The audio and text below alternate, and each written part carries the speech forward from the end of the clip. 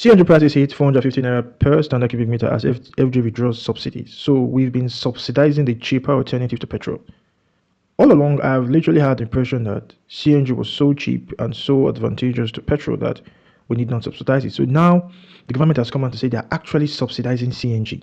So we went from petrol subsidies now to CNG subsidies. Let's read further on in this article. It said, amid long queues and insufficient refilling stations, the cost of standard cubic meter of compressed natural gas has jumped from 230 naira to 450 naira.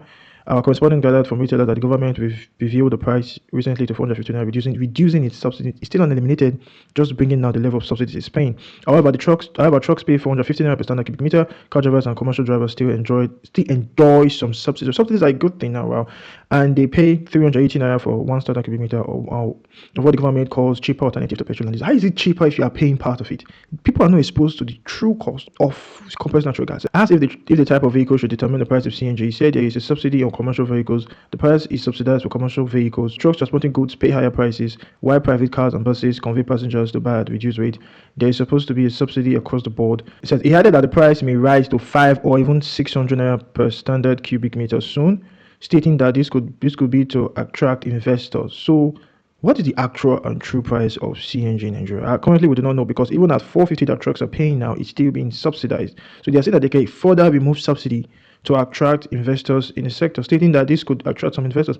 I can confirm that the price of CNG was reviewed upward by NGML. Truck drivers have to pay 450 naira per standard cubic meter, while commercial drivers pay 380 naira. We know the price may go to 5 or 600 naira soon. The government subsidized it to attract users, and it sold it to marketers at a subsidized rate. And it says that in June, the federal government said that over 100,000 petrol-powered vehicles had been converted to CNG in 1 year.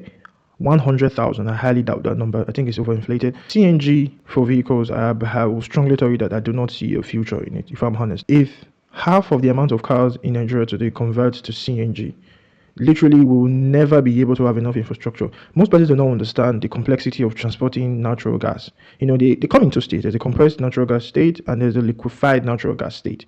Liquefied natural gas, you can transport more gas in a liquid, which is a more denser form than it being compressed. To transport natural gas in a liquid state, it has to be cryogenic. It takes a lot of effort, a lot of energy to liquefy that gas, and it makes it more expensive to transport it in a liquefied state. So it's not just a regular petrol tanker who carries petrol which is liquid at room temperature to point A to point B. So that's why, if you notice something, most CNG stations today in Nigeria exist alongside existing gas pipeline, so they can just tap in and have those. That's the reason why you're not seeing CNG stations pop up everywhere across the country, despite the seemingly high demand and long queues you see at CNG refueling stations.